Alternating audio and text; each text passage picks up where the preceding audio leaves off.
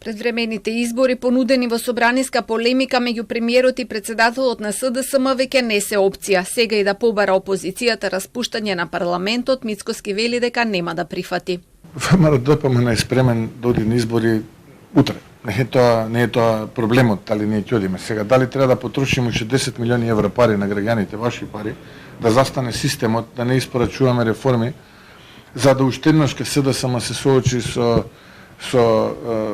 уште еден голем пораз. Овој пат мислам дека ќе биде поголем од тој кој што го има пред 6 месеци.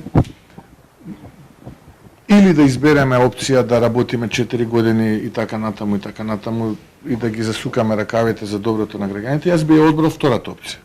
Премиерот им посака на опозицијските партии да се освежат програмски и кадровски и тоа да го покажат на редовните локални избори на есен. Со сличен став е и Тетовскиот градоначалник. Ова влада е на почеток на својот мандат, исто така имајќи предвид дека има консолидирано мнозинство, не гледам потреба од вонредни парламентарни избори, од повеќе што не гледам некоја консолидирана опозиција која би не предизвикала за такви избори.